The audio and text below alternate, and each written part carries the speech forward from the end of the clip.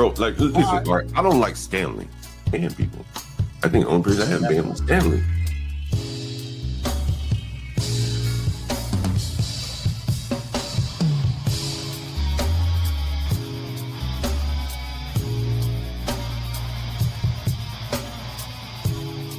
It is what it is.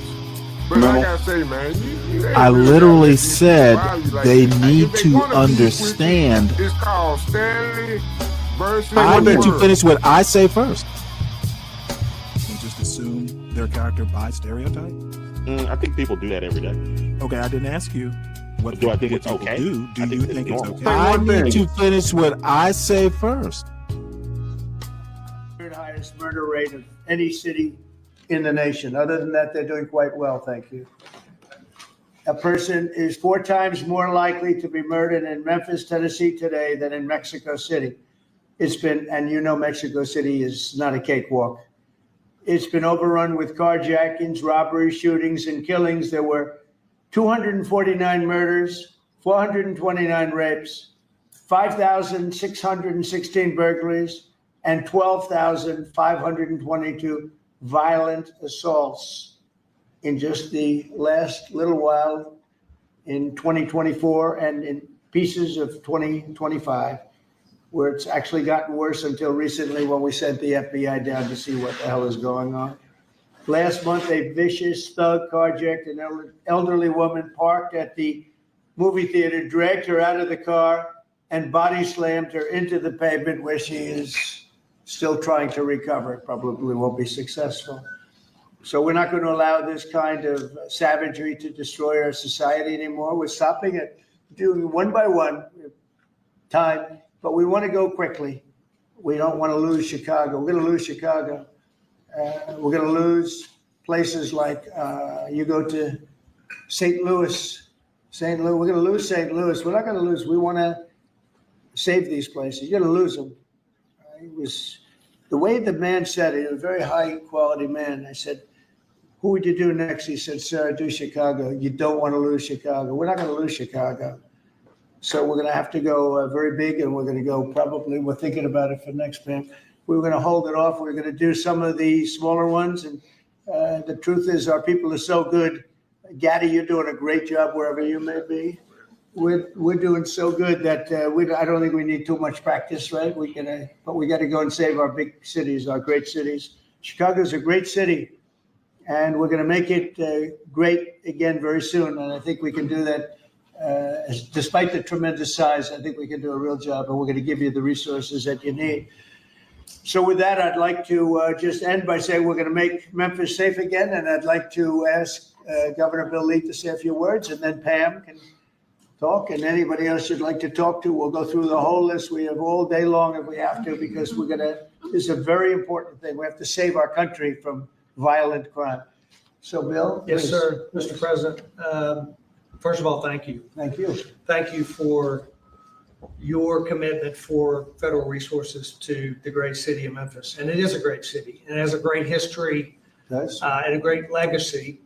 And we are very hopeful and excited about the prospect of moving that city forward. I've been in office 7 years. I'm tired of crime holding the great city of Memphis back. And I have spoken today with the director of the U.S. Marshals, with the director of the FBI, with Joe Bondi. We realize that this effort of multi-agencies that will combine the work of the Tennessee Highway Patrol and the local police departments, when we come together, we can make significant change in our city and the city of Memphis. And that is a powerfully important thing for the state of Tennessee. And I want to say thank you. This will be your proudest moment when we see you in 4 or 5 weeks, maybe sooner. You're going to see numbers that will drop and plummet like you haven't, just like we did in DC. They plummeted. Nobody could even believe it. And they're going to plummet. It'll be one of your really proud moments. And you've done a good job too, but this will be maybe your proudest moment. Thank you, sir. Okay. And the director, as the director said, the goal is sustained. Right. Got to keep it. Sustained crime lowering. And that with this effort, I believe we can get there we can finally get there for that city. Yep, we're gonna have it sustained, long time. And your people are gonna get better and better, and your police force has been terrific. They're working with us very much, as you know. Started it, as I said, on a little basis, and we got it down quite a bit, but now we go in for the big march, okay? And Director Patel and his team have done remarkable work so far. As you Sure. know, the numbers are great, and this will be one more step in the right direction for Memphis. That's true. Thank you. He's done a very good job. Thank you very much. Pam, please. President Trump, at your directive, we went in, as you all know, to DC and took over the city of DC, working hand in hand with Metro Transit Authority. All of the agencies represented here today got over 2,000 violent offenders, got over 200 guns off the streets of DC, and DC is safe again. And now, Governor, working with you and working with our 2 U.S. senators and all of our agencies working hand in hand, we're going to do everything we can to make Memphis safe again. That was President Trump's directive to us, and it's easy to do when you're working with such great leaders. And Secretary Noem, you have been instrumental in this, and Director Patel has already been into Memphis and gotten so many violent offenders and guns off the street, and that's what started it. And working, Stephen and Deputy Attorney General Todd Blanche, thank you. We've all been going nonstop, working hand in hand together, and Gadi Serralta, Terry Cole, and Director Driscoll of ATF wearing 2 hats, and Pete Hegseth with the National Guard, all working hand in hand and being out there for a month. You can't tell who's with what agency but for the T-shirt they're wearing, because everyone's working hand in hand, and that's why we've been so successful. We're going to do that in Memphis, and we're going to get crime off the streets.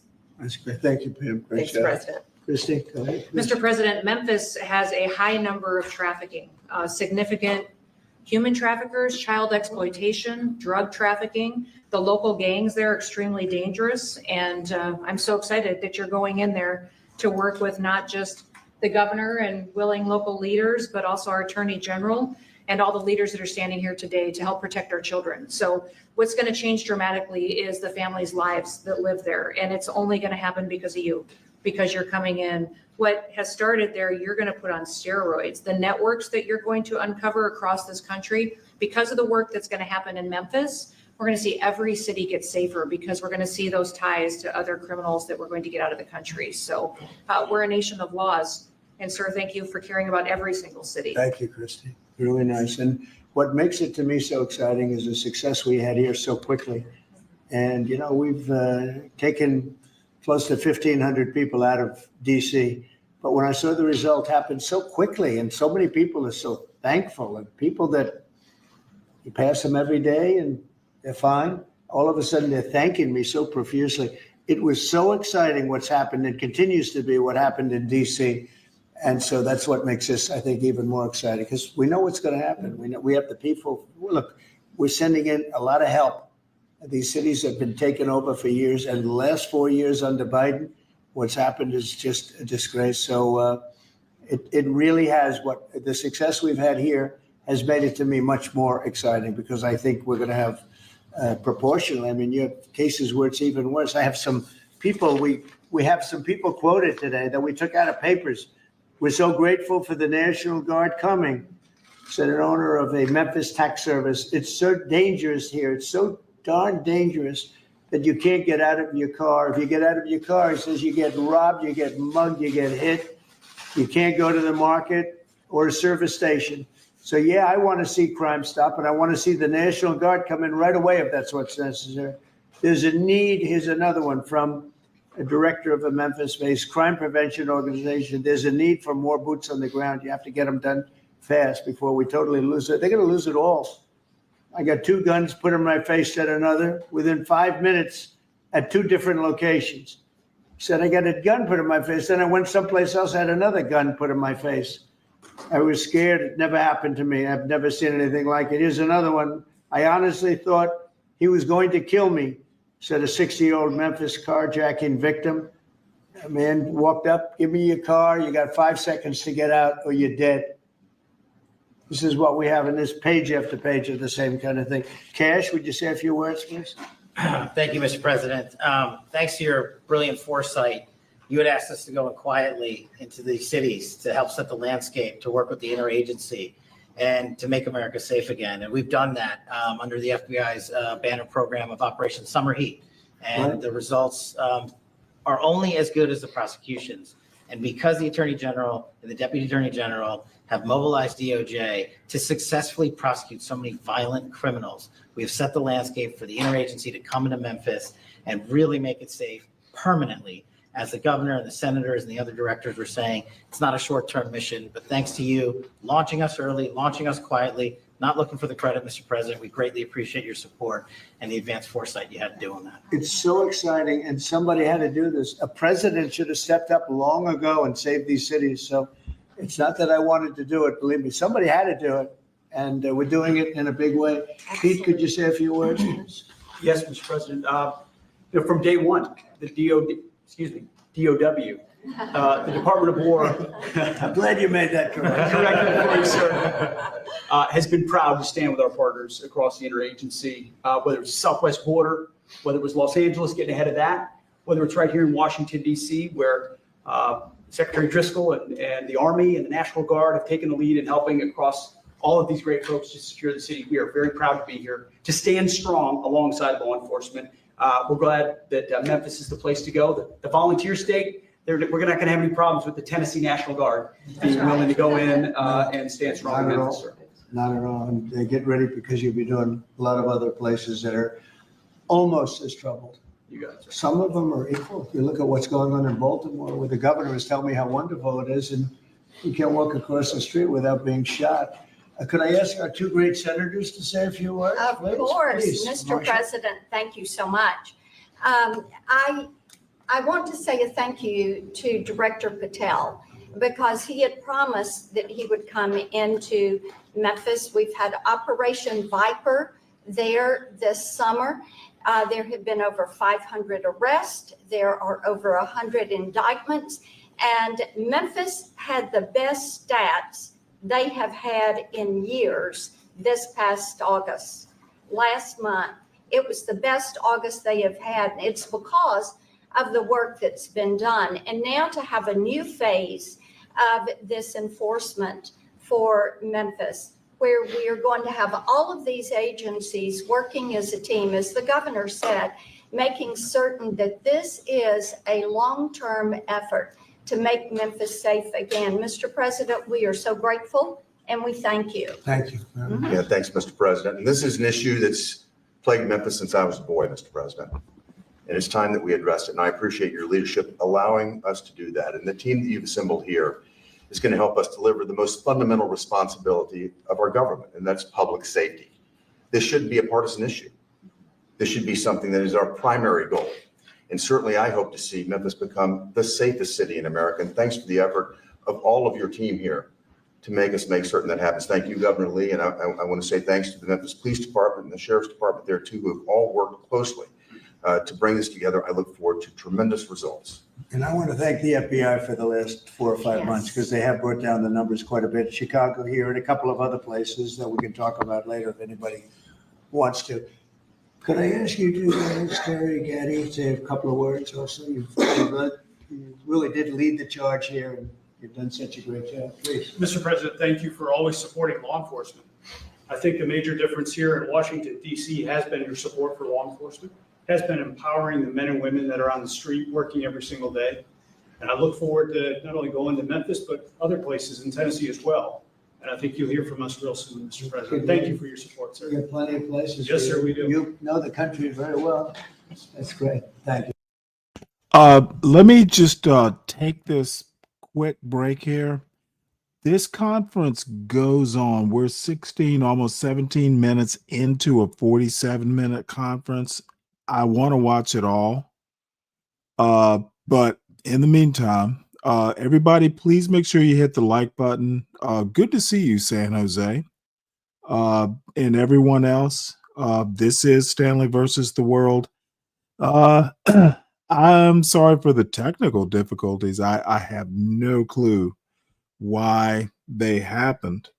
But there's some specific videos I want to get to. I might do news stories, but more than likely, I'm going to save them for the morning. I will try and actually be up. I had a late night last night, and had a good time doing the late night. We had a whale of a time on that. You know, of course, I'm going to be an asshole, drunk and roasting people, but it was still a good time. So won't go late tonight. Want to get back on, like a normal schedule, but a good weekend. And I hope everyone who was here enjoyed it. I hope everyone, if you didn't, had a good weekend. Hopefully everyone had a good start to their week. So let us continue with our president. Thanks, Mr. President. I just want to say that we're honored once again to lead the charge with the United States Marshal Service.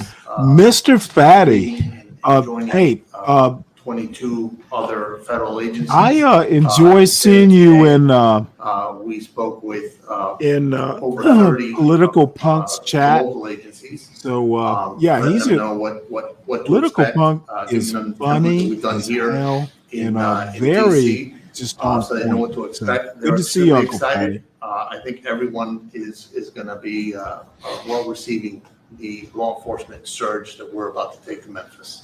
Thank you. Great job. Thank you. And I'm going to ask one of the best lawyers in the country. He is one of the best. Todd, say a few words, please. He is a great lawyer. Thank you, Mr. President. Yeah, look, I think it's been said for the past 15 minutes, the president ran on making this country safe again. And we do not make this country safe again unless we go into our cities where there's the most violent among us and go street by street and block by block and arrest the men and women in this country that are destroying cities and communities for the rest of us. And so what we plan on doing, as the governor said and the senator just said, this has been a problem in Memphis for a long time.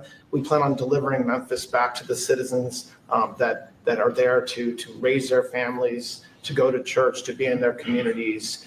That's our goal, and that's what we plan on doing, whether it takes 2 weeks or 2 years. That's what we're going to do. Next time. The great Stephen Miller, please say a few words. Thank you, Mr. Show the President. same emotion you do on television. That's hard to do. I think that's going to See be. if I can do it. President Trump's initiative here in Washington, D.C., is important to understand, is the most successful anti-crime initiative in American history. But just think about it for a second. In 30 days, President Trump put together a team that saw the largest ever violent crime reduction in any city in American history. Something that people had not been able to do in 40 years. That is a momentous achievement. And now the president is going to take that same model to Memphis, and as he said, more cities after that. The team that president has put together has no equal today or anywhere in American history. I think what's happening here is that what the president has done is made clear.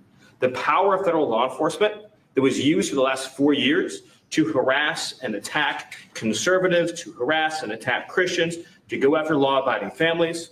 The power of law enforcement under President Trump is going to be used to get all the criminals, all the violent offenders, all the murderers, all the cartels, and all the domestic terrorists off our streets. So whether you're Antifa, whether you're a domestic terrorist, whether you are a violent gang member, a drug trafficker, a trained Irawagwa killer, or anyone else that's threatening our people, President Trump is saying he's going to use his FBI, his DOD, his ATF, his DEA to wipe you out, to put you in behind bars, to take you off the street, or to apply whatever legal consequences necessary.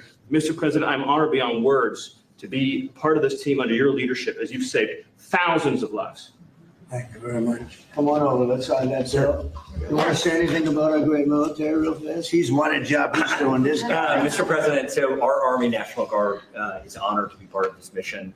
This is their community. A lot of them are from DC, they're from Tennessee. When you talk to them, when you talk to the actual population out there who interact with them every day, they say it's a blessing to have them as a part of their life. And then for the National Guard getting to have this where they get to improve their communities, where their kids are growing up and they're going to church, and this is where their families are. Many of them, sir, have said this is the honor of their lifetime. So thank you. Look at that nice face, and yet he's a killer. That nice, beautiful face. What Trump is trying to do is normalize soldiers, National Guard people on the streets. There are better ways to do it.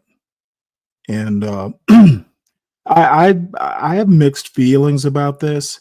The problem is this is going to be short term. Fatigue's in the street. is not the way to do it. This is brute force.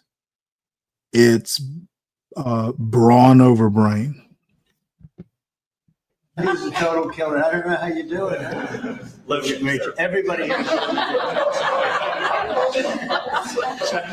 All right, here we go.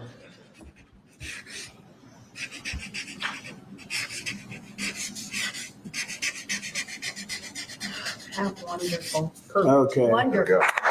How wonderful. Wonderful.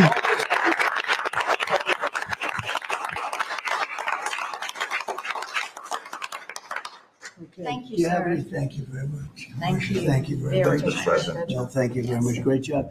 Any questions, please? Yeah, Brian. First of all, you've got a. Did they take down the blue tent? Yes, sir, they did. Thank you very much. I appreciate Last that. time he hit me with a blue tent, and nobody knew what he was talking about. We found out, right? Found out, It was right. gone the next day, and they had a lot of, that was not so easy. That's a violent, radical left group. Okay, go I ahead. got peppered with a lot of comments for doing that. They still have their First Amendment right, though. They're still out there. Yeah, well, I'm not. You've got an amazing team behind you. You've done an awesome job for DC. Thank I want to get ahead of a story that I think might come out. You pushed out an email earlier today, really showing dozens and dozens of local media in Memphis highlighting all of the violent crime in that city. So they have no problem reporting the crime, but when you show up to solve it, they're going to run around town looking for that one person that says, we don't want Donald Trump in our city. What can you say to the media there in Memphis, Tennessee, to help let them know the people want you there in their city? Well, I'm not sure they found that person, because I saw them doing some interviews, and it looked like they were looking, but they were in fact, that producer, that person, I think they lost their jobs because everybody was saying, we want Trump to be there. They want the people right here to be there. Look, it's very simple. In Chicago, they're getting beat to hell. They're being shot. If you lose 6 or 7 people die over a weekend, they consider that a successful weekend. And when you consider that a successful weekend, that's pretty bad. I had the president of Poland here. I do want to say one thing, and I don't know why, but once again, MAGA and just the right in general, they don't mind bumping a few heads to they're comfortable with authoritarianism. The problem is that they're not winning friends and influencing people. This is a very short-term solution. When my prediction is what will happen to Turning Point USA will happen to MAGA. TPUSA is literally the canary in the coal mine. They're both cults of personality. Trump has a shelf life, short-term solution. War on the American people. And the problem is Iraq, Afghanistan. There's never a well thought out end game, and there's not one being here. We're going to put, National Guard on the streets, but what's going to happen is you're going to lose a whole bunch of people who won't want to be in the National Guard anymore. It's a bad idea because there's no way to maintain it. A few days ago, and we had a news conference. Many of you were here. And I made this statement. I said, we're very happy to announce that it's been over 2 weeks since anybody's been killed in D.C. And he looked at me like, is that supposed to be good? He's looking like, what kind of a place is this? And now it's been a long time. But and as I was saying it, I said, I'm not sure if that sounds good to somebody. It sounded great to you, but it doesn't sound good to somebody from a country where they don't have violent crime like we have. But now it's a long time since that's happened. We went for years where at least one person was killed. Now you're not seeing it all. It's like the border. Millions of people a year ago, millions of people poured into our country. In the last 3 months, there have been 0, as reported by largely Democrats, actually. The border is secure. The country is secure. We've got the hottest country anywhere in the world. And I'll tell you, a year ago, we were a country in tremendous trouble, probably a dead country if it continued. So we're very happy about it. And so just, in terms of your question, people have never seen anything like what we're doing. And I think they're very happy and they want us to be there. They don't want to be mugged. Who would say, gee, I don't want the National Guard? And you need that in terms of numbers. And also, you look at those guys, I looked at them, they're rough guys. They're, the Supreme Court voted recently on merit. We're a merit-based country again. I said they had tremendous courage to do that. We're a merit-based country again. When I looked at the people that were patrolling the streets for the National Guard and for others, I could see we're merit-based. They were rough-looking, they were tough-looking, and they love our country. So that's where we are, Brian. Thank you. Thank you very much. Yeah, please. Yes. Given with all the that's going on with Charlie Kirk's assassination and the left wing, a lot of left wing violence going on, do you have plans? And actually, this is a great opportunity with all these people. Do you plan on designating Antifa finally a domestic terror organization? Well, it's something I would do, yeah. If I have support from the people back here, I think we'd start with Pam, I think. But I would, if you give me, I would do that 100%. And others also, by the way. But Antifa is terrible. Are there other groups that you can think of? There are other groups, yeah. There are other groups. We have some pretty radical groups, and they got away with murder. And also, I've been speaking to the Attorney General about bringing RICO against some of the people that you've been reading about that have been putting up millions and millions of dollars for agitation. These aren't protests. These are crimes, what they're doing, where they're throwing bricks at cars of ICE and Border Patrol. And they come in with a beautiful new car. They're so proud. It's Border Patrol, ICE, it's got whatever it is. And they're throwing rocks at it. And after 50 yards, it looks like an old beat up vehicle. It was just brand new. It was just bought for the purposes. And they don't have to take that anymore. I let it be known. We'll take responsibility. They don't have to take it anymore. And they don't want to take it. They were told by a past administration, it became almost a culture. If somebody throws a rock at you, do nothing. If somebody spits in your face, do nothing. And I say, when they spit, you hit. Do whatever you want. You do whatever the hell you want. I watched it so sick it made me. For 4 years, I had to sit home and watch people screaming at policemen and spitting in their face, and they weren't able to do anything. They just had a grin and bear it. They're standing up like a piece of steel.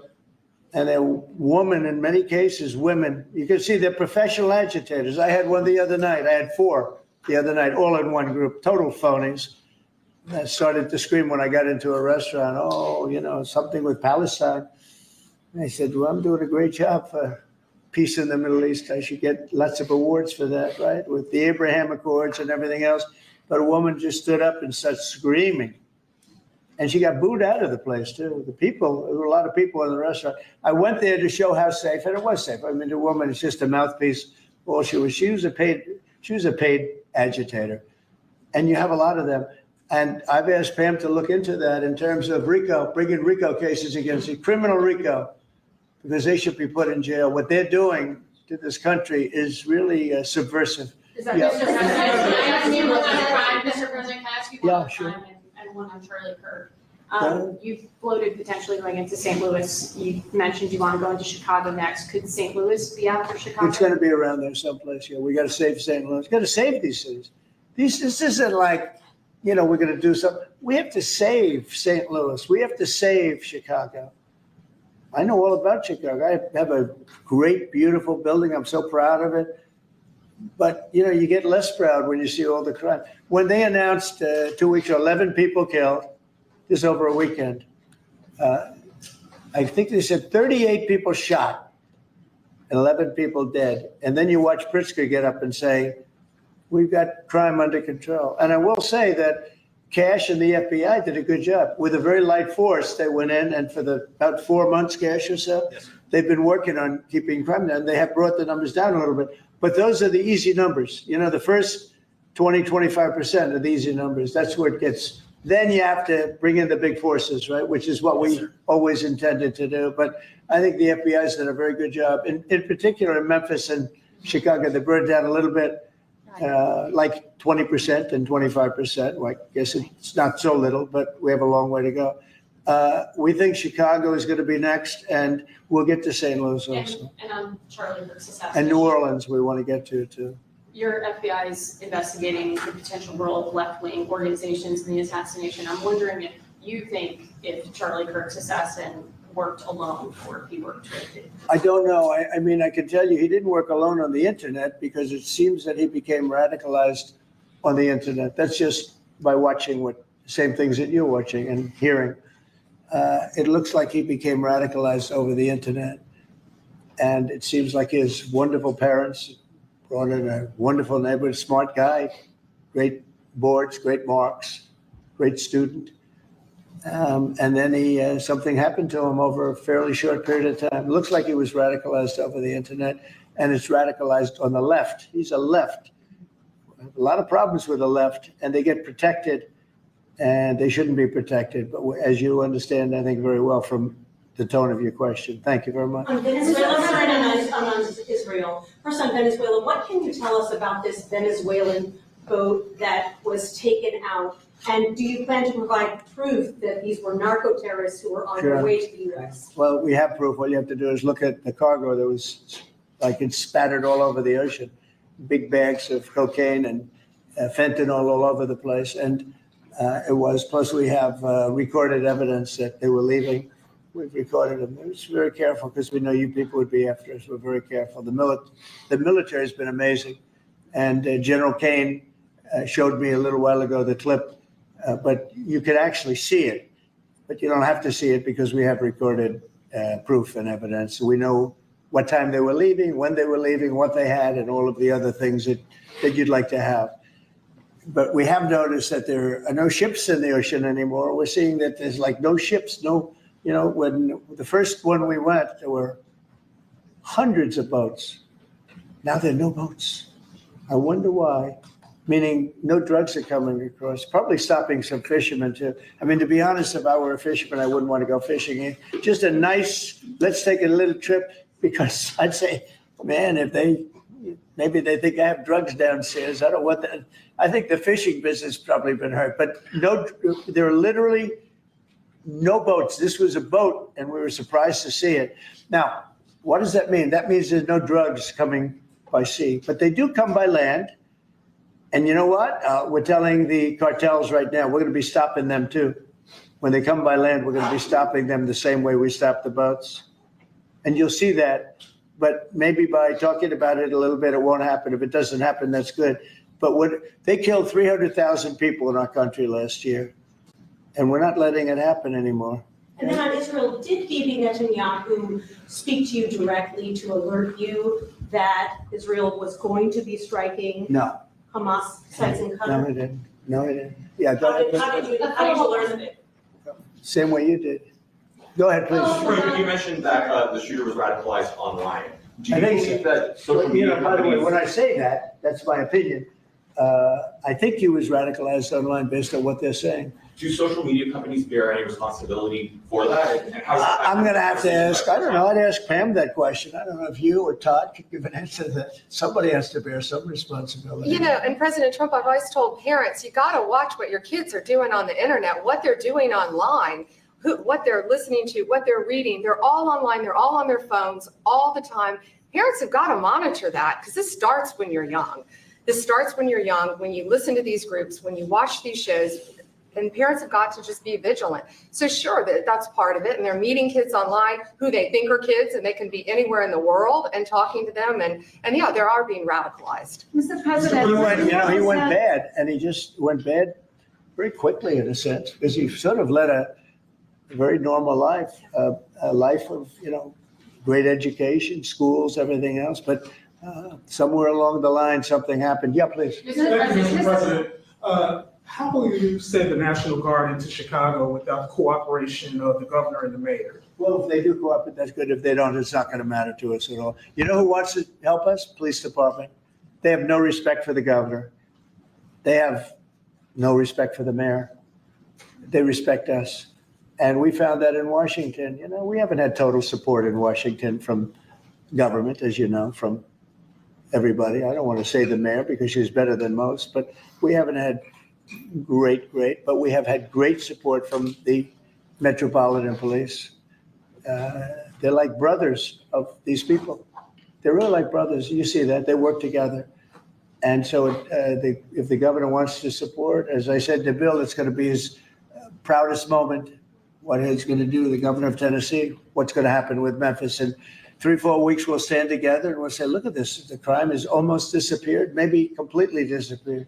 In Washington, they don't even know how to Forever, it's though? down so Forever? much. They've never heard. I heard 87% is down. I said, really? Who are the 13%? Because it's more than that. It's actually more. Hard to believe, right? You're going to have the same results in Chicago. And we hope we have the governor's help, but if we don't, we're doing it without him. And on this committee, Mr. President, you had the framework that's been agreed to with TikTok, for example. Will China continue to have a stake in the company, or will? Well, we haven't decided that, but it looks to me, and I'm speaking to President Xi on Friday for confirmation of that. And, frankly, more importantly, a big deal. And we've had very good meetings. As you know, we were in Europe, our people, Scott Bessent and Jameson Greer and others. And it was a very big meeting with China. And, they're treating us with respect. We treat them with respect too. But it was very successful. And on top of it, we have what could be a very good deal. Don't forget, I've had more people say, could you try and keep TikTok alive? I use TikTok. I mean, I have to admit it. In the election, and look how I did with you. No Republicans come close. I blew everyone away. If you look back, not so long ago, Romney, he got like 7% of the youth. I got like 8 times that amount. I got tremendous numbers of youth. By the way, I want to say, Charlie helped me, and Charlie was the one. Get on TikTok. He used to say to me, "Get on TikTok." Charlie was unbelievable. So. Probably, and I did. I had somebody named TikTok Jack, and he'd put that camera. He said, just a real quick statement, sir, like 10 seconds or less. They didn't like anything over 10 seconds, but it worked. But Charlie is the one that really, and my son Barron also. And I have to say, Don, Eric, the whole group, it's important. And it can maybe even bring us closer to China. We had a very good meeting with China. I was surprised. I didn't expect it to that extent. And I'm going to speak again with President Xi on Friday. And, I think that'll confirm things up. Who's buying it? Question on Charlie Kirk and crime. On Charlie Kirk, do you plan to speak at the funeral, and what would your message be? Well, I'm going on Sunday. We're taking a whole plane load and having. I was invited on Saturday, but I said I'd rather save it for Sunday. We're going to have a stadium, and I'll bet that stadium is going to be pretty packed, maybe completely packed. It's going to be big, but I'm going to be at the stadium, and I guess I'll say a few words. I don't know, but I guess I will. But I knew him very well. He was an amazing guy. He was all about young people, getting them started right, and he was. It was like a magnet for young people. They just attracted to him. He loved them, and they attracted to him. His wife is a tremendous person, by the way. He always had great respect for his wife. He got married. I didn't know he was getting married. I heard he got married, and he loved her. He really loved her. She loved him, and I think she'll have something to do with keeping that whole thing going. Turning Point it became a very big deal. And I heard they had like 38,000. So he wanted to get it up to 20,000 chapters. That's a lot. That would have been a lifetime's work. I heard that over the last 4 days, they have 38,000 people 38,000 chapters at colleges, schools, other places. Numbers that, nobody's ever heard of numbers like that. So I think Turning Point could be, through what happened, this horrible act, it could be maybe bigger than it could have ever been had he been there. And I will say this, he'd be very happy if he saw what was going on. And there's some very good people, because I speak at Turning Point quite a bit. And Charlie would call me up. So the last time I spoke to him, he said, sir, I think it was Phoenix. Sir, could you get to Phoenix This was like in a day. I said, Charlie, I'm the president of the United States. You're calling, asking me if I could speak tomorrow in Phoenix. You can't do that to me, Charlie. But usually I ended up going. He was great. He was a great guy, and he didn't deserve this. He didn't deserve this, believe me. Ilhan Omar, after his assassination, called Charlie Kirk a reprehensible human being. Should she be stripped of her committee assignments? I would say, I think she's a disgraceful person.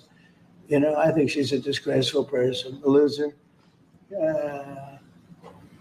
It's amazing the way people vote. I know it's people from her area, maybe of the world. I don't know. They got here and they vote her in. It's hard to believe, but I think she's a disgusting person. One more question, if I could. A lot of these, in recent of these kind of trans shooters that We got to get rid of that voting stuff. This flag right here is up and down 14th Street. This is what would be a trans flag. A lot of people are very threatened by this flag. It means a lot of different negative things to people, violence. Would you be opposed to taking this flag down, up and down the streets of DC? Well, I wouldn't be. Then they'll sue and they'll get freedom of speech stuff, you know, so that'll happen. But I would have no problem with it. Freedom I will of say, speech Steve stuff? might just mention You mean this, the Todd, First you might mention it Amendment? too, because That constitutional we're putting out an order. stuff? You know, freedom of speech means you can burn the American flag, which I think is horrible. But I noticed something over the last little while. You know, as you do this, you start noticing things that you wouldn't normally think. It really causes unrest and violence when they burn American flag. So the American flag, I wanted anybody burns the American flag, go to jail based on freedom of speech, goes to jail immediately. But the freedom of speech protected them, right?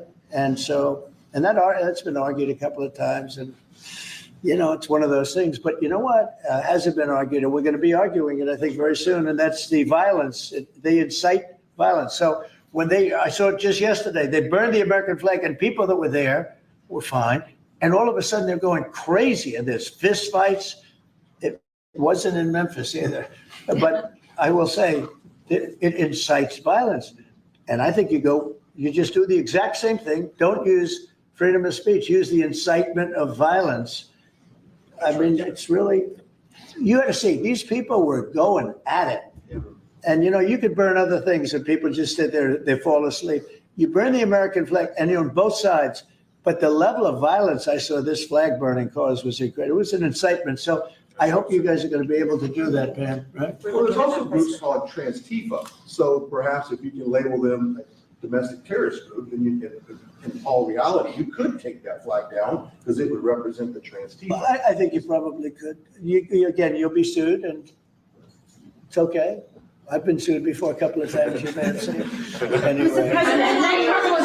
Netanyahu said that he doesn't rule out targeting Hamas anywhere they are. You said that you don't want to see Qatar hit again. Are there any guarantees that Qatar? Well, he won't be hitting in Qatar, as I say. I call it Qatar. You call it Qatar. You're actually more right, but actually you're allowed to go. The Emir said you can say it any way you want, but I've always thought of it as Qatar. I think it's a beautiful sound. And actually, they've been a very good ally. And a lot of people don't know that. But he won't be hitting Qatar, but he will be maybe going after. Now, there was an article that I read in a newspaper just about an hour ago where Hamas said they're going to use the 20 hostages as human shields. They're going to bring them up from the dark tunnels, and they're going to put them in the line of fire so that if Israel goes forward, they're going to die.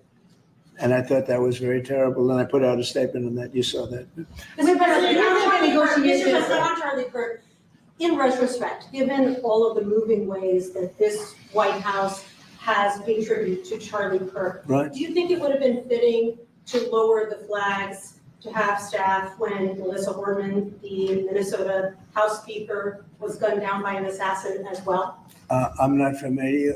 The Minnesota House Speaker, a Democrat, who was assassinated this summer. Well, if the governor had asked me to do that, I would have done that. But the governor of Minnesota didn't ask me. I didn't. I wouldn't have thought of that, but I would have if somebody had asked me. People make requests for the lowering of flag, and oftentimes you have to say no because it would be a lot of lowering. The flag would never be up. Had the governor of Minnesota asked me to do that, I would have done that gladly. And given the killing of Melissa Hortman, the attack on Paul Pelosi, the attack on Gabby Giffords, the attack on the Pennsylvania governor's mansion. Why make the case that violence is only on one side? It seems to be taking. I didn't say it's on across one the- side, but I say the radical left causes tremendous violence, and they seem to do it in a bigger way. But the radical left really is caused a lot of problems for this country. I really think they hate our country. Okay, yeah, please. This may be related to the RICO work that you're Right. doing, and I'd like to. And we are really looking at that seriously. Vice President Vance was speaking with Stephen Miller earlier today about targeting NGOs that they were saying foment violence. Right. Is that? Can you speak more to that? And what NGOs specifically are you looking to target, sir? A number of them. Steve, please. Yeah, so I believe what you're referring to is there are these nonprofit entities that organize, as the president mentioned, attacks on ICE officers, attacks on Border Patrol agents, organized doxing campaigns, which are a violation of federal law. They break off cement and they bring it into riots. They have organized drop points for weapons, organized drop points for gas masks, organized drop points for all the materials necessary to launch a riot. Of course, you saw that during the Black Lives Matter riots as well, too. So there's this whole network of organizations. And I think the key point the president's been making is somebody is paying for all of this. This is not happening for free.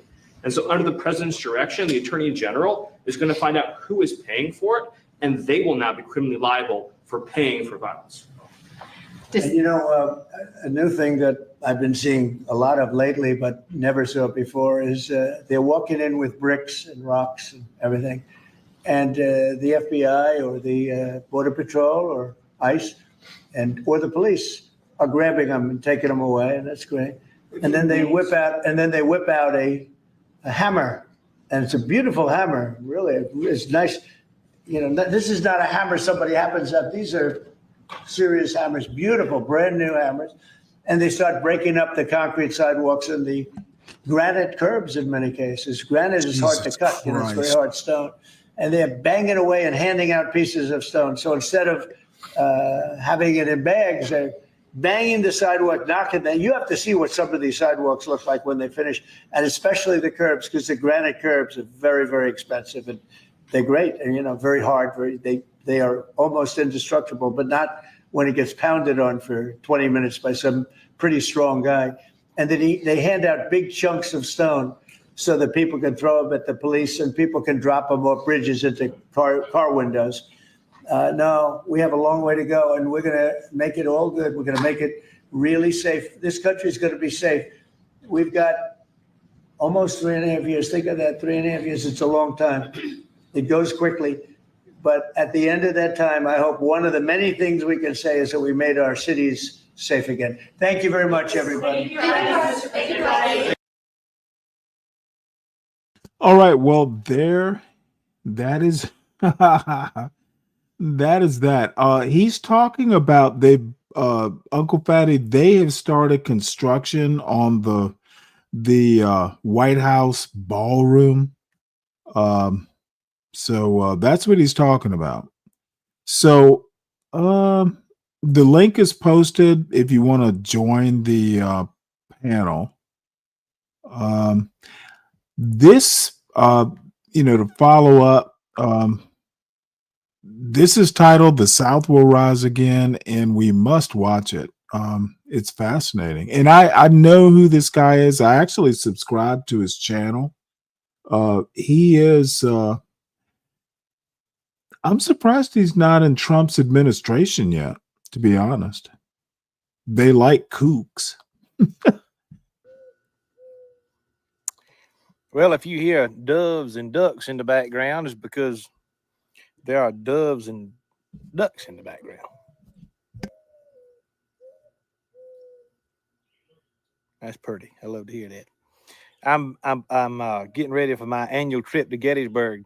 The problem that I have when I am standing on Seminary Ridge and they have all of these beautiful Civil War era cannon out there on the battlefield, I just have this hankering.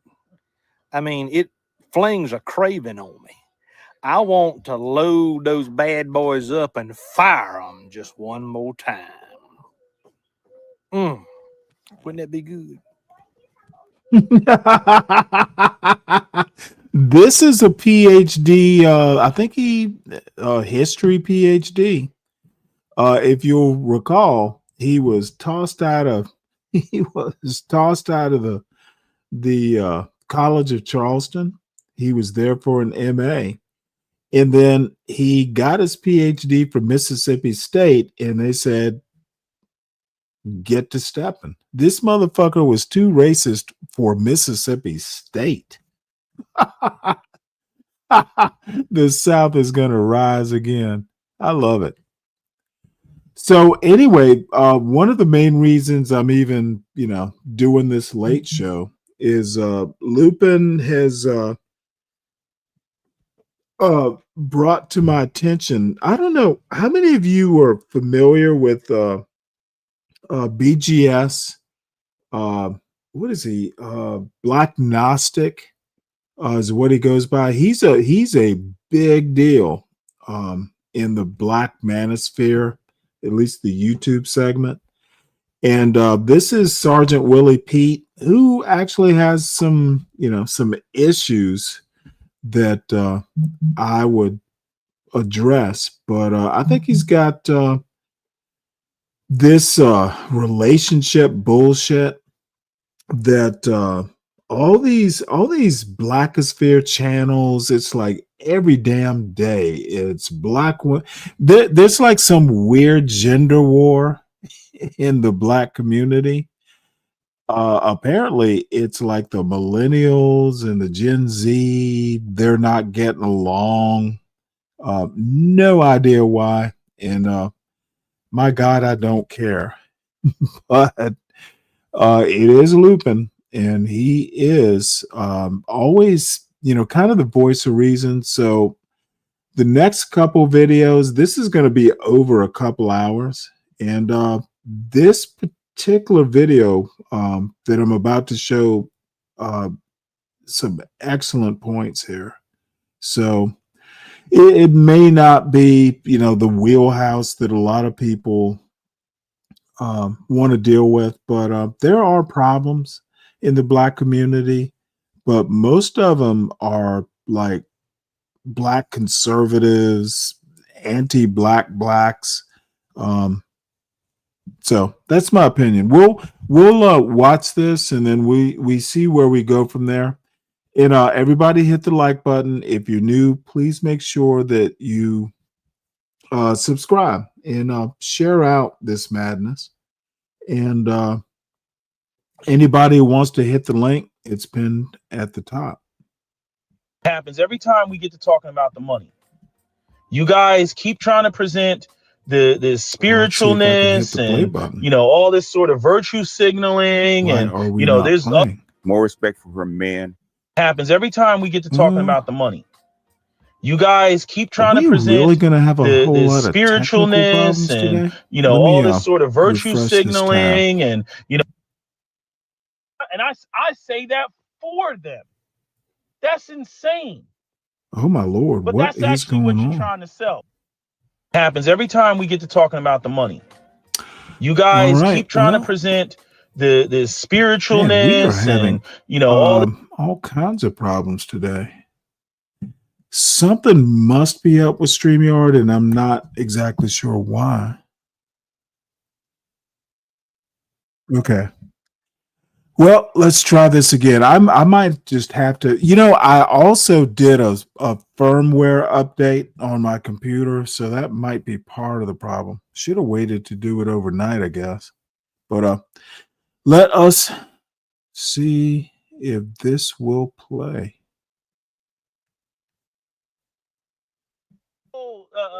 argument and notion that African American women should somehow accept what immigrant women are accepting. Yeah, fuck you on that shit. Okay, TMKC, hopefully he'll show up. That's insane. If you But that's actually what you're trying to sell. And hopefully he'll show up. He did have a death in the family, so I don't know if he'll show up or not. So just hang tight. He will be okay with you blocking him, and quite frankly, if I were you, I'd leave him blocked. but you are a kinder person than I am. So it'll be all right. He'll figure it out. Or you will. Happens every time we get to talking about the money. You guys keep trying to present the spiritualness and, you know, all this sort of virtue signaling, and, you know, there's other ways to define manhood and be a man, and it's not about what you produce. Oh, and by the way, this is very I don't know, demographic centric, black demographic centric, but I found this video. It's almost 37 minutes, roughly 37 minutes. I found it actually interesting to listen to. So, and it's not about what you provide and all that, right? And that all that's going to lead is right into the area of why black women should respect you in the first place. They should respect you in the first place because you're a goddamn human being, right?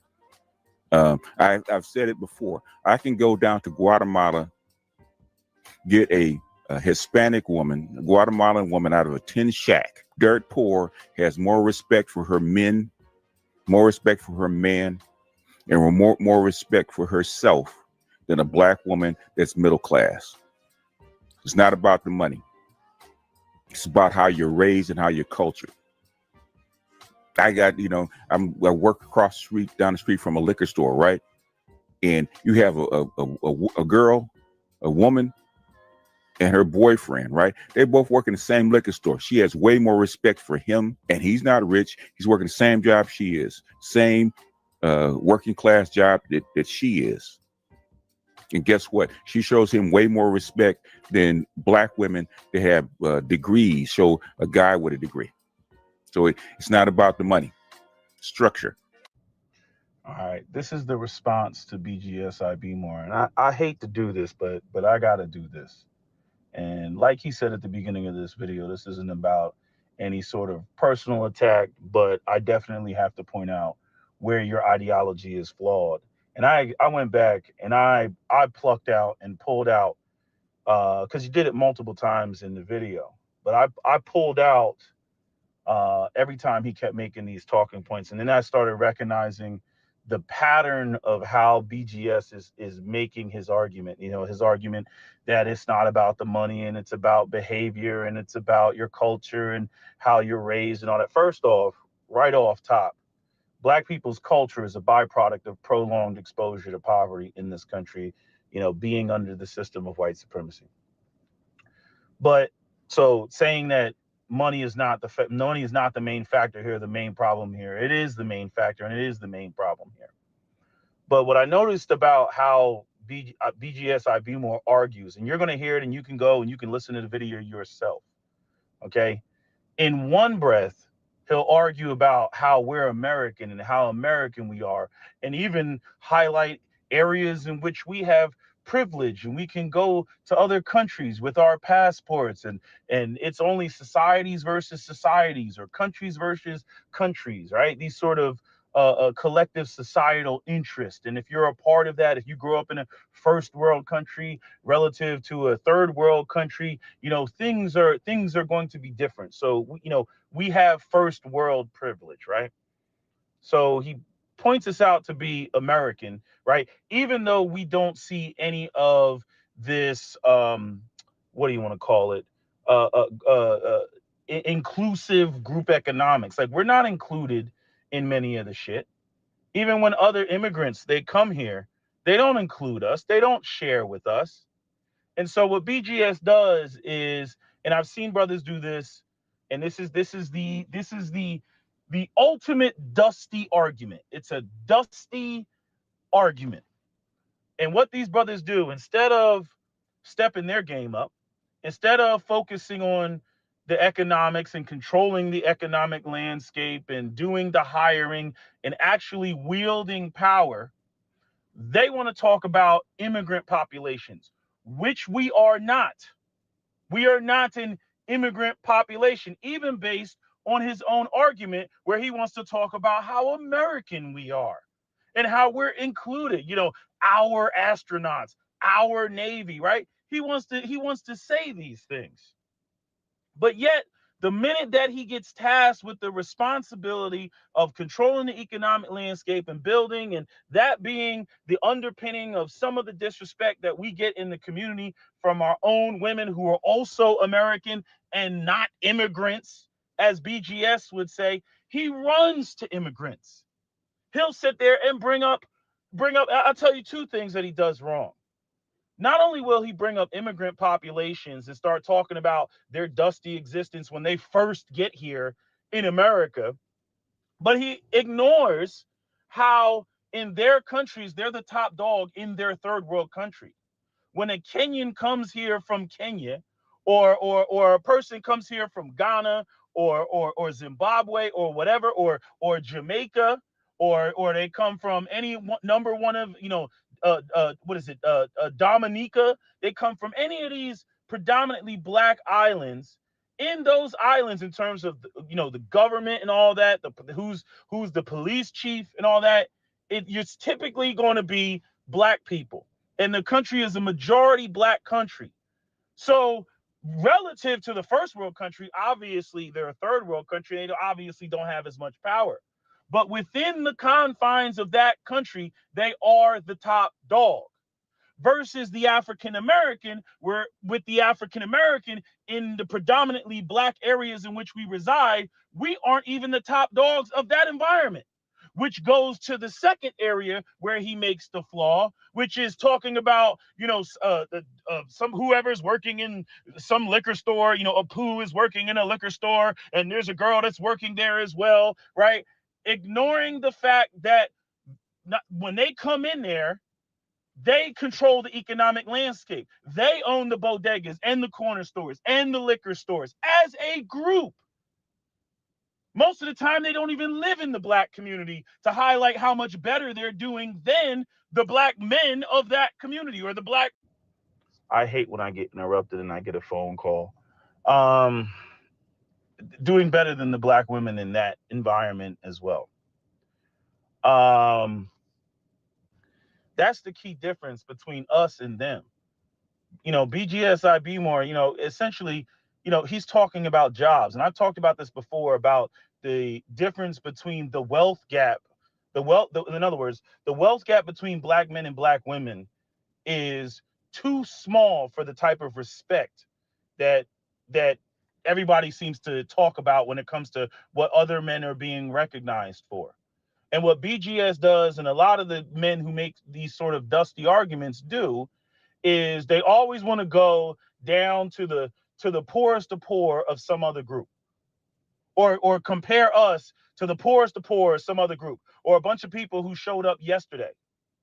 Yes, I understand. Black people, we've been through so much, the redlining, the block busting, the debt peonage, the convict leasing and everything, right? Which is essentially why we're behind, which people who are actually looking up the history now are starting to recognize that. Even some white folks that have made videos on YouTube, they're like, yo, I didn't know this shit. They didn't teach that shit. That goes to the point to where, I keep fussing about people talking, doing talking points without ever picking up a book or educating themselves.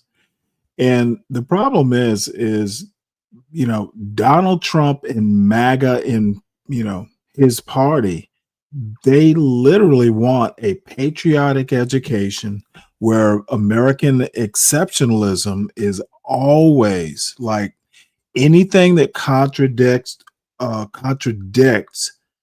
American exceptionalism is anti-American. And too many people, there were people who were never smart enough in the first place or educated enough to know the difference.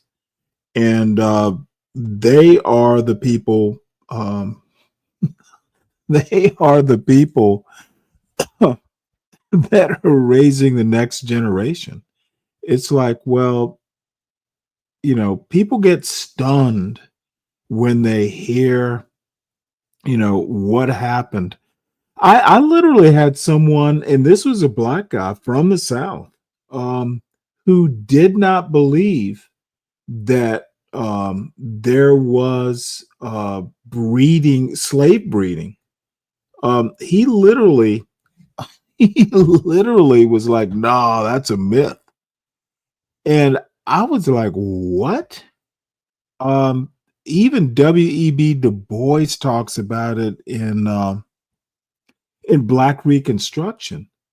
And there's literally there are books out there where white slave owners talked about breeding slaves. And this motherfucker literally didn't believe it without actually doing the research. We have an education problem in the United States and have for quite some time. And I just, I don't know how to fix it. Stupid people will vote for Donald Trump. That's pretty much it. And they will have their say, but I think Hillary Clinton actually got it right. People just got offended when she called them deplorables, but she was absolutely right and kind of paid the price. And she wasn't like my favorite candidate, but a broken clock can be right occasionally. She's right. People who actually you may vote for Donald Trump over some specific policy or policies, preferably. One issue voters are a problem. But, I think a lot of MAGA has fucked around and found out, and particularly farmers. You get what you vote for. In America, has not figured that out. At least, well, the reason America didn't figure it out is because they're not educated enough. Populist movements, and MAGA is a faux populist movement. It's really oligarchs just riding tractors. Riding tractors to build a ballroom on the motherfucking people's house. Dude, Donald Trump is literally building a ballroom as an addition onto the White House.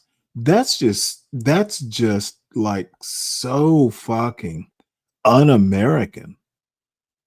If they wanted a motherfucking ballroom, they would have built it a couple centuries ago. But Donald Trump knows better. The White House needs a fucking ballroom. Dude, Uncle Fatty asked about golden curtains when they showed up. I think they showed up about 3 or 4 months ago. Dude, Donald Trump has literally turned that Oval Office into, it's either Versailles or a bordello. And I don't know. It's a lot of gold, a lot of gilt, a lot of GILT on those picture frames. Hey, Donald Trump is literally been trying to have class because he wasn't raised to have class. Yeah, we're going to beat the shit out of some people. Law enforcement, do what you want. No class. In school, maybe we should reconsider on reparations for slavery, because how could anybody, come up with this? I mean, intentionally busting up the homes and everything. Freaking immigrants that come here, they skipped right over that. Well, look, Kelvin. You see, the Hey, only other group Kelvin, let me only other ask two you a groups that are question, really Kelvin. Were you around last night when Vanta came up on this panel? You've talked to Vanta, right, Kelvin? Press play. You want to hear FBA cry? Well, motherfucker, how about listen to Vanta cry? I kicked his ass on this panel, and then he went over. Yeah, well, nah. You should listen. You should listen more. Your fellow Brit who has, African heritage, Not the same as yours, but he likes to tout it. Dude, you need to find Vanta. He tends to hang around on. Well, if you listen to John Galt's channel enough, Vanta will show up. And dude, the guy's a fucking moron. You need to stop worrying about the FBA crying. And you, since you live probably in the same city, motherfucker, have you ever heard this uneducated Somali talk about American issues? This motherfucker has no clue what he's talking about. He just imitates what the anti-black blacks and the white man says. Like, he's a huge fan of Be Brave, for instance. So stupid. This motherfucker wants to be American so bad. Oh, look, it's Sunrise Graper. What do you have to say, Graper? You should stick to parenting. Your political analysis sucks. Well, it doesn't suck your Graper dick. So, my political analysis is generally at least informed. You're still calling yourself a groiper. You Fuentes dick sucker. You might want to change that groiper thing. Sounds like are you know what? I'm starting to think you are Nick Fuentes, right? Sunrise? You are type of 1 graper if you are Nick Fuentes. My political analysis is spot on. You are still calling yourself a groiper. That shit passed. That shit is history about 3 weeks ago. Affected by anything, or Native Americans who got reparations, casinos, land privilege, go to universities for free. They receive far more reparations than African Americans and the Asian Americans, like the Chinese, in San Francisco, when they had, Chinatown in San Francisco burned down to the ground. They received reparations. The Japanese who were thrown in internment camps, they received reparations. But my question is, who is trying to live like that? I remember when brothers were doing it, making the same argument. We talking about black women's attitudes, and then these guys jump up and they're like, well, you got 15 Mexicans crammed in a 4-bedroom house, and their women respect that. First off, most of them don't even come here with their women. They come here to work and they send money home back to Mexico. It would be one thing. Your BGSI More's argument would be solid if some of us migrated to Russia and we didn't speak Russian and we were making it happen however we could get it. That would be one thing. Okay, but that's we've been here. We seem to know what's going on and all this other stuff. And when you get down to the money, that's where things fail. Because I don't know, it's like black men don't want to rise to the occasion. Oh, you're 100% right about the impact of the women and the mothers and the matriarchy, and it's a matriarchy. But what are you going to do? Rest your hat on that? You're going to rest your hat on that? And that's the be all end all. You're just going to, yes, well, we're messed up, and black women should accept that. While Indians and Arabs and Asians and Dominicans and Puerto Ricans and whoever else set up shop right in the black community, right in the heart of the black community. As you brought up Philadelphia, right in Philadelphia, set up shop right there and sell everything from trinkets to Dutch masters to white tees, everything that you can name to black people. And you sit there and you act like black women don't see that, but you standing there with your chest out as though you're supposed to be respected. I saw a brother's comment talking about my disrespect, of the Most High. And no man that disrespects the Most High can be prosperous. I direct you to the conditions of a black community nearest you, where we got whole communities of black men that worship the Most High, Yahweh, Allah, Jesus, freaking the Holy Ghost, all that stuff, and the black community still looks fucked up. Black homes still broken. Poverty all over the place.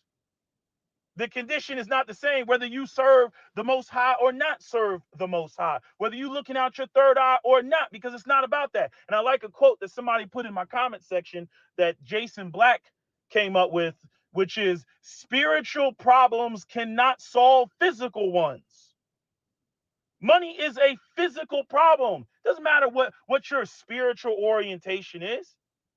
That's what they give you to soothe your ass, thinking that this metaphysical thing is going to solve your physical problem, which is a lack of money.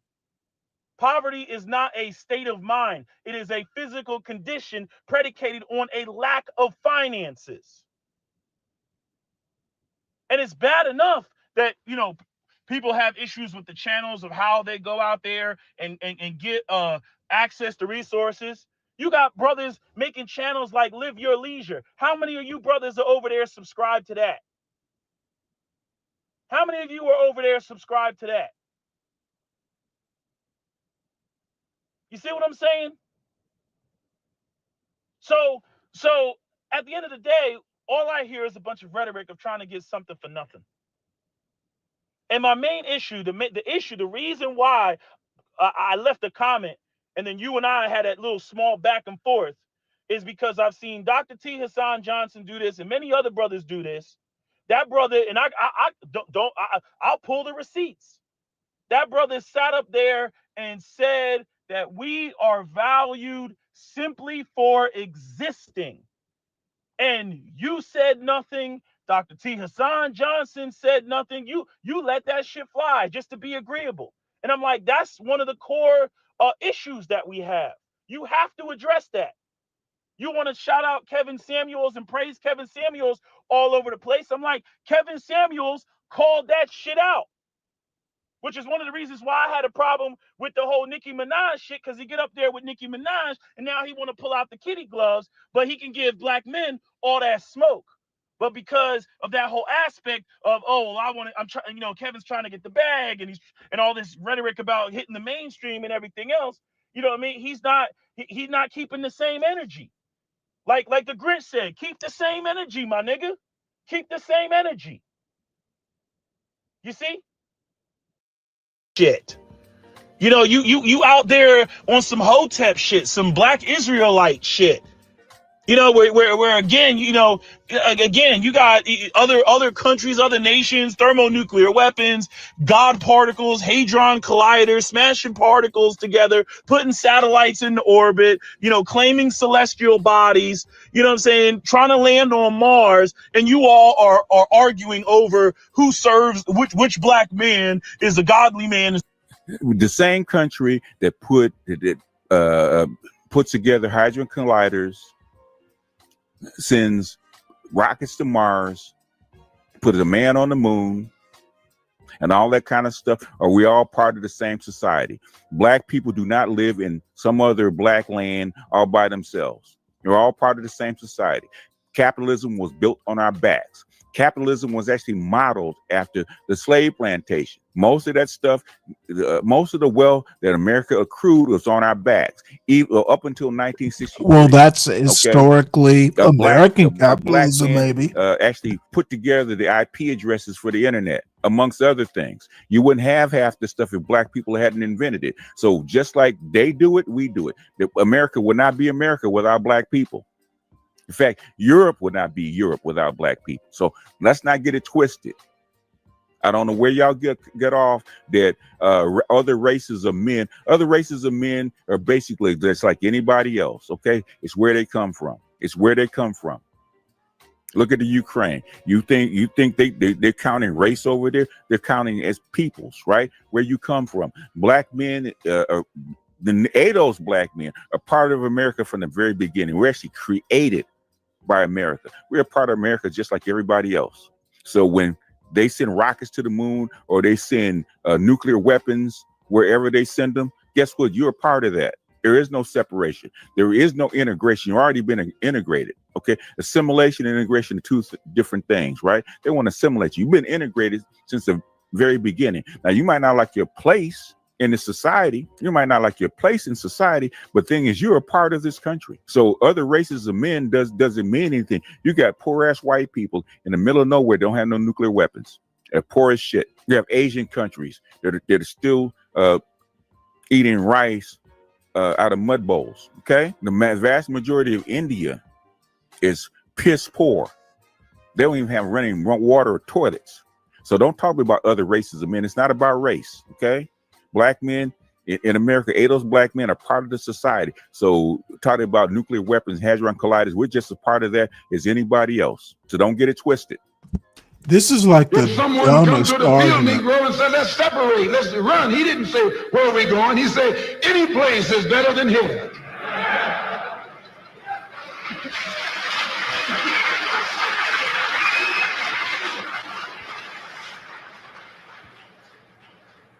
You got field Negroes in America today. I'm a field Negro. The masses are the field Negroes. When they see this man's house on fire, you don't hear these little Negroes talking about our government is in trouble. They say the government is in trouble.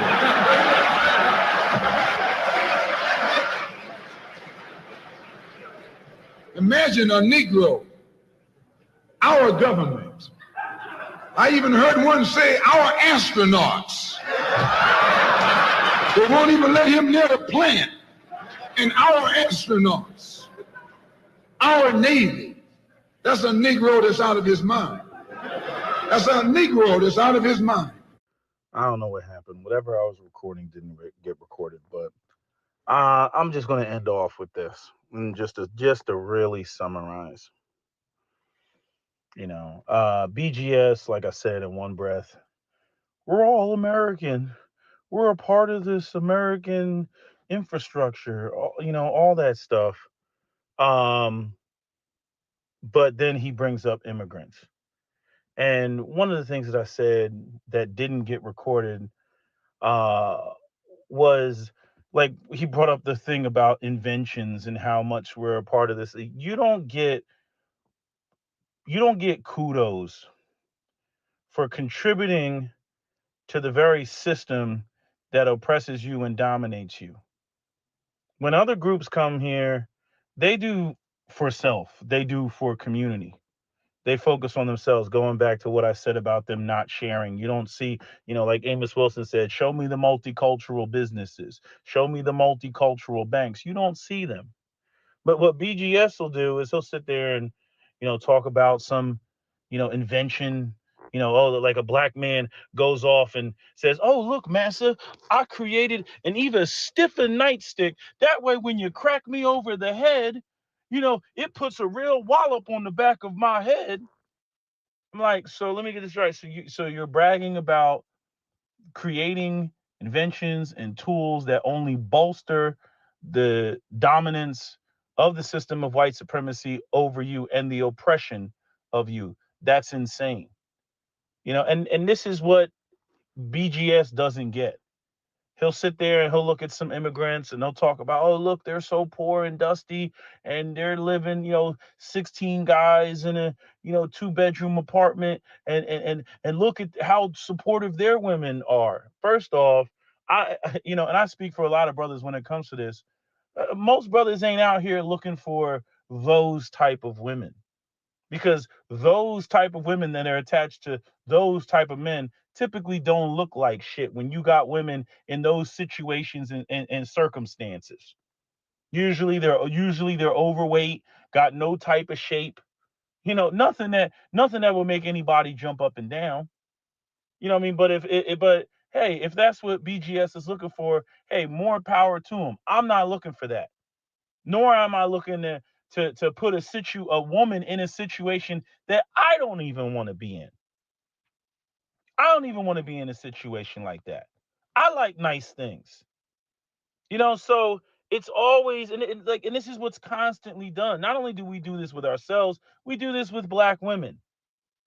You know, and yeah, they can be incorrigible and extremely difficult to deal with. But I'm not selling that. I'm not saying, oh, you need to get with me in this dusty situation. I'm not selling that. You know, that's BGS. That's his prerogative. That's what he wants to do. I'm not with that. I like nice shit. You know what I mean? I want to get the most that I can get out of life and share that with the woman that I want to be with. I mean, we're talking the woman that you want to be with. We're talking the woman that you chose that you want to be with. You know, moving past the arguments, oh, black women are this way, black women are that way, whatever way. Again, I'm saying, so you mean to tell me that if you actually found a woman worthy enough to choose and wife, that this is what you would be offering? What a Mexican immigrant is offering, who's not even from this country? On top of the fact that what even makes black men look even worse, if I didn't cover this, because again, the video got cut off. I'm saying not only do these other groups come in the black community and set up shop right in your face, and you do nothing about it. You don't even try. You don't even try to block them. You know, oh, this group came down here. We must have a city council meeting and shut this shit down. You actually patronize their businesses, and then you're actually questioning why there is a different level of respect. You're actually questioning. You see the problem with BGS is he thinks it's Hey, all the same. Lupin, if you want to hit the link. I like this video. There's some good points, but there's some problematic points too. But I think this is a good critique of BGS. So more than likely, we're 22 minutes or almost 22 and a half minutes into this 37-minute video. Not sure I'm going to stay up much past it because I want to make sure I get back on schedule tomorrow morning. But hit the link, anyone. And Lupin, if you want to, definitely hit it. You talk about, poor whites, in Appalachia and everything. When that white woman looks up, that white man that works in the coal mine, yeah, he may be at the bottom of the socioeconomic ladder of the white system, but when she looks up, she still sees white That's men not when it comes necessarily to the true. bankers and the people running Wall Street and all that shit. But when she looks at but when a black woman looks at a black man, right? When she looks up, what does she see? She sees a white man. She doesn't see a black man. She's not hired by black men. Black men don't control the economic landscape. When you see a poo running around, BGS talked about, oh, they work in the same liquor store or whatever, completely ignoring the fact that a poo owns multiple chains of liquor stores in that community or multiple gas stations. He completely ignores that, on top of the fact that the woman that's Indian that's working in there is probably working for his ass. I mean, just completely ignores that.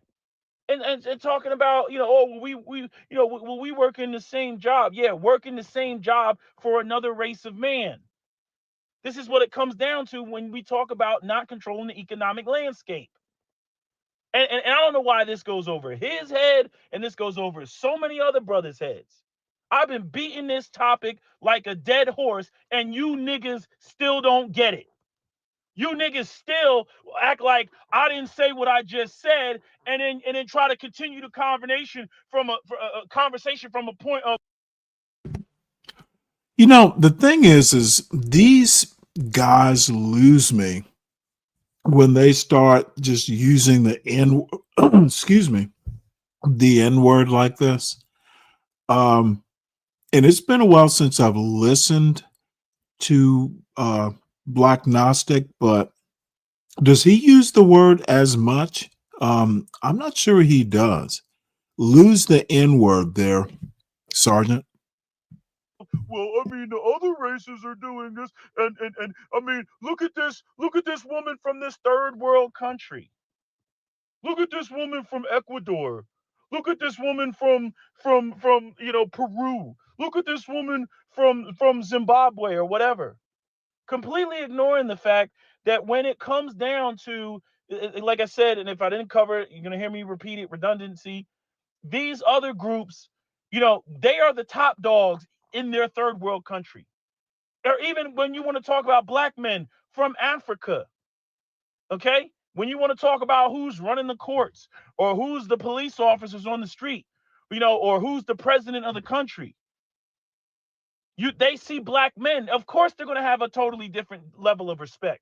Yes, we can talk about how white supremacy and neocolonialism is running interference, but at the end of the day, that is still their sovereign nation. As African Americans, we're guests in another man's house, technically speaking. And the worst part is we haven't even carved out a space for ourselves. That is why,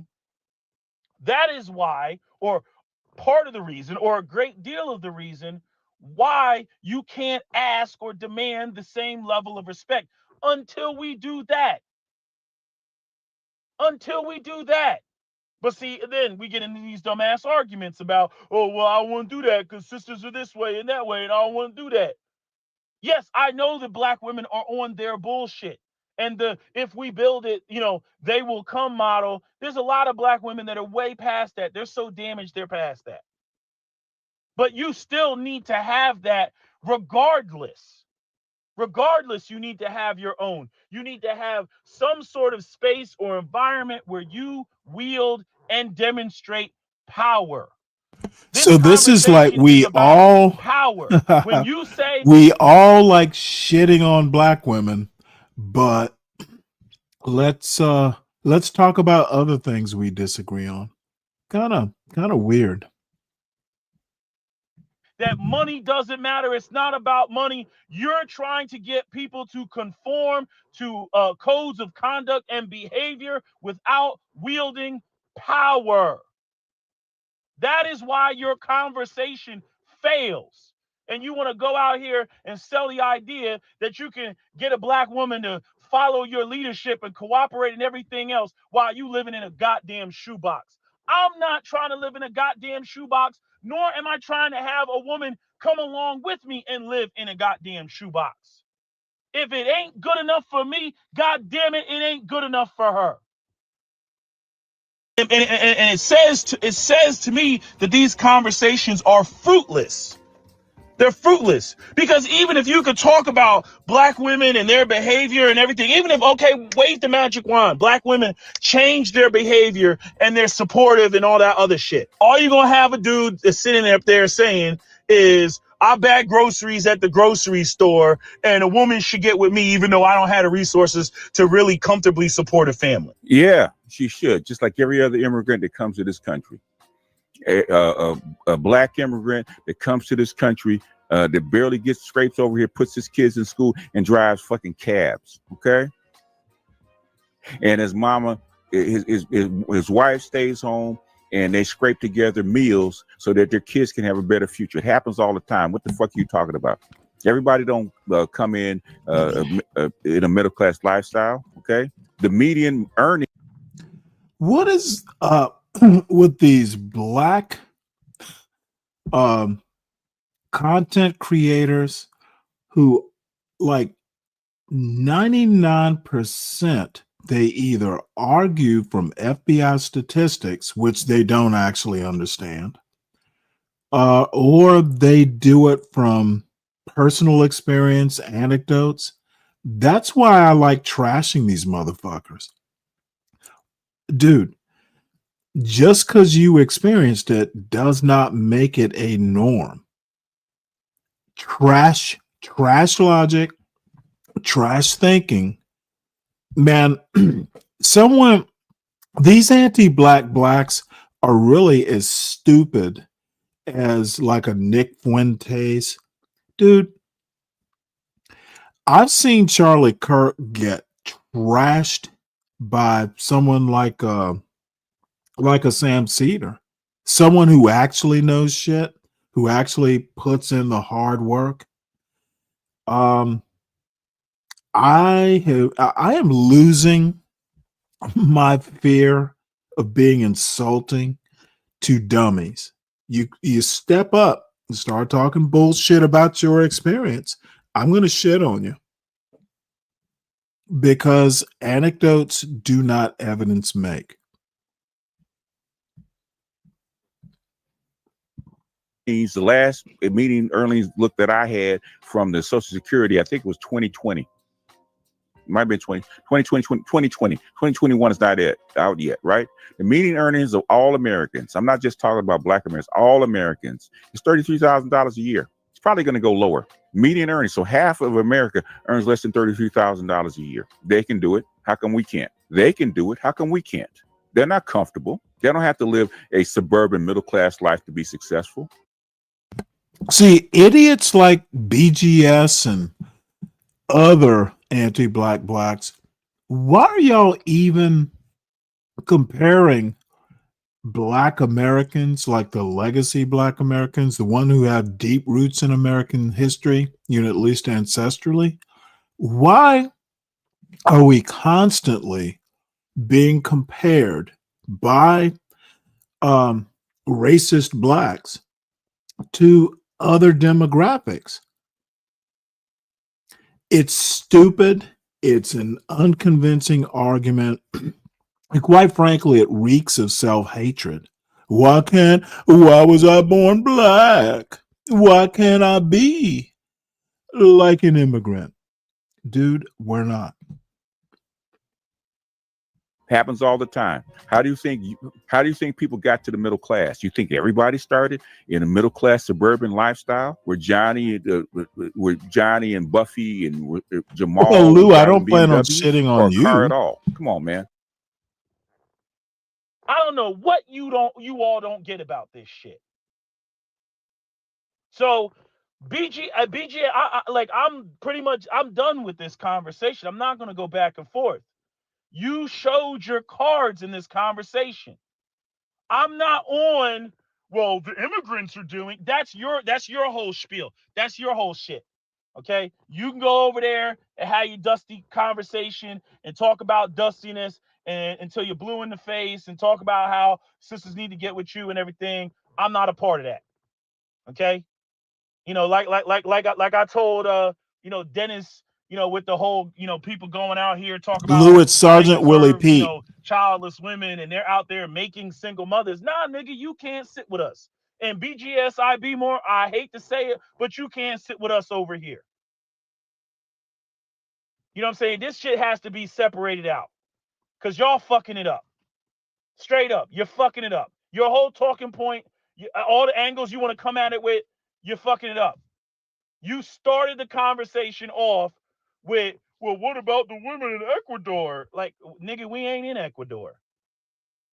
You know what I mean? And it's just like, we talk about, how capitalism works and people move, it's almost like you have companies that can go anywhere in the world and get, the negotiate for the cheapest amount of labor, for a sort of return on investment, right?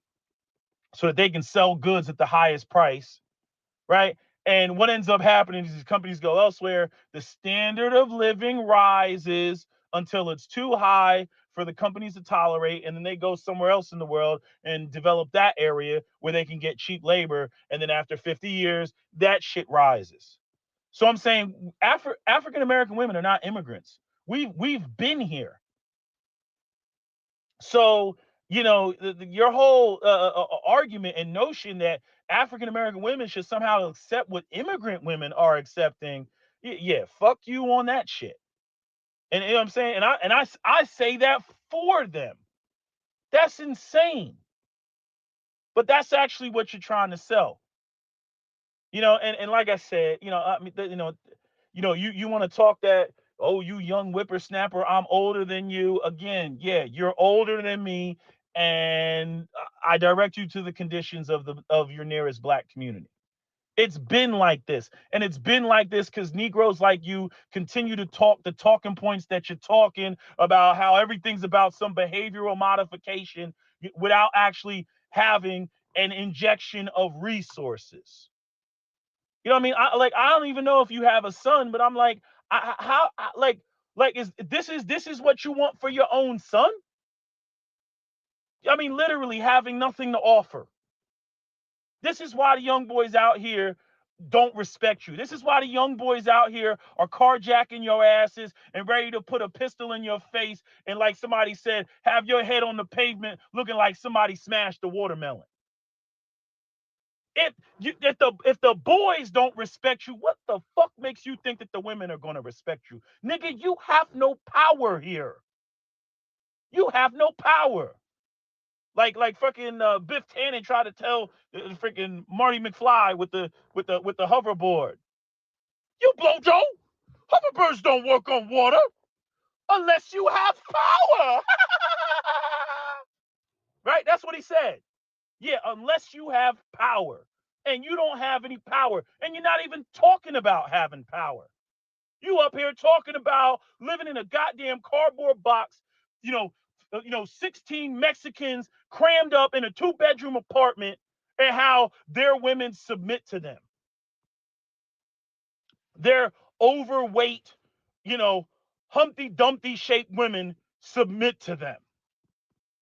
I'm like, that's your template? Again, why don't you use other groups at their highest level, at their highest form? You know what I'm saying? Like you said, like again, they like, and that's another thing, acting like immigrants, like all immigrants just got here yesterday. What about the immigrants who've been here and have already set up shop? They've already set it up. They already have areas where they control the majority, even within the Black community. Why can't that be your template? But no, you want to reduce it down to nothingness. And this is why women like Cynthia G can run with her arguments. This is why the divestors can run with their arguments, because of old Negroes like you that have been taking this type of position for the last 40 and 50 years. Let me tell you something. That's a bullshit point.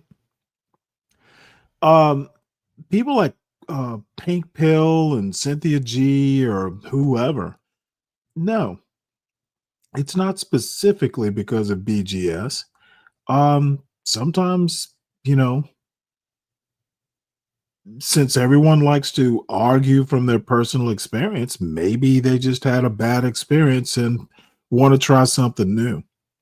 This weird look, it's always these dumb fucking YNs who want to control Black women. And I suspect it's because they don't have much control over their life. It literally is like the color purple. When my son was a kid, if you know how kids will do, like, you fuss at them and then they can't fuss back at you, so they'll like yell at their pet or something like that. We got a bunch of old motherfuckers, like, they can't control their own lives, or maybe they are, one of these baby daddies, and their baby mama has a spine. So they just fucking, your baby mama made a demand or took you to court. So you want to just shit on all Black women? This is hood conservative in a nutshell. Some woman asserted herself and he could do nothing about it. So now he wants to shit on all Black women just because of his personal experience. And then all of a sudden, he wants, when he steps out his front door, it's like it's almost like, you will see shapes in clouds. That cloud looks like an elephant or Mickey Mouse or something like that, but it's actually a cloud. Okay. You are literally using your own imagination to identify something. That cloud's not a mouse or an elephant. It's a goddamn cloud. You got your ass handed to you, probably because you were a horrible person. And you know what? Your woman got tired of this shit and took your ass to court. Okay, stop blaming all Black women for your failings. hey, it's life. If you fuck up, there are consequences. And I suspect a lot of motherfuckers out there, and I'm picking on Hood Conservative. I don't really know his personal circumstances, but I do know he whines a lot. Okay.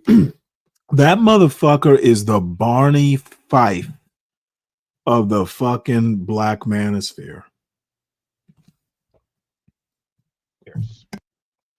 I don't know how old you are, but this is what has been transpiring. And the crazy thing is, the very person that you claim that you support and believe all of their doctrine has already spoken up against this. You know, when it comes to young black men, Dennis has already posted the videos of Kevin ripping into young black men about this idea that they don't have to bring anything to the table and that it's okay to be broke and dusty. Like Kevin said on that show, if I'm repeating myself, oh, so you's a fat fucker. Again, exactly. So you a fat fucker who's broke, and you expect to go out here and get the baddest bitch while you chilling in your mom's basement and expect her to come over and Netflix and chill. That's your argument. There's nowhere to go from here. I don't like this. Like, in other words, like, we're not on the same page at all in regards to this. I don't want to live a dusty life, and I'm not trying to serve up a dusty life. But if your template is what's going on with the Mexicans or what's going on with some African in some third world country, if that's your template while living in America, I mean, what more can I say? What more can I say? You know, again, setting up shop in our communities, we do nothing to stop them, and then on top of that, we patronize their businesses. And you don't understand why an immigrant that showed up and owns 5 liquor stores in the black community gets more respect than you as a black man who at best all you can do is go out there and do the exact same thing that a black woman can go out there and do, which is go get a job from a white man. And you think that is a position to get respect and adoration and deference from. You think that that's an actual position to be respected from relative to other. That's insane. That's insane. Like I said, I do not have to go back and forth with you about this, because you play. Not only did you play your card, you played your full deck. Anytime we start talking about black men improving themselves, you are going to start with black women getting with the program as though you are an immigrant when you are not. That's insane. Anyway, I'm done with this video. That's all I got to say. That's my video. SWP out. All right. Well, you know what? I have been eating. Well, he did have a death in the family, Mika Mouse. So, hopefully everything's okay. I'm sure by now he's sobered up. Or, nothing like being drunk at a funeral. But, you know what? We are at almost 2 hours. Looks like it is a Monday night. There is football. So I'm going to wrap this up mainly because I want to have, I was eating dinner watching this. I made beef stew. I had some extra stuff and just did it without a recipe, and it turned out great. So I will try to be here on time in the morning. I actually think I might, toying around with 6 or 6:45, but pretty sure I'll be on by 7. Didn't get to news stories tonight. I'll deal with them in the morning. And Mika Mouse, and Tyrone. Let's see. I almost thought this was Neely Fuller at first. Interesting. No, it's Sergeant Willie Pete. So Richard, Slick Rick, Lupin, DiCapriono, and hopefully I'll see you on Nightish, because I seem to be waking up fairly early these days, Mika. And for all the other Sunrise Groiper, wow. Somebody tell Sunrise Groiper that it's $400 for him to have a wrench. He is the JP of this chat. So, Bardwell will understand that joke. So, DiCapriono, good to see you. I am going to wrap this up, and hopefully I will be back into the morning routine. Too much of a weekend is why I pretty much wasn't up early. But see y'all later.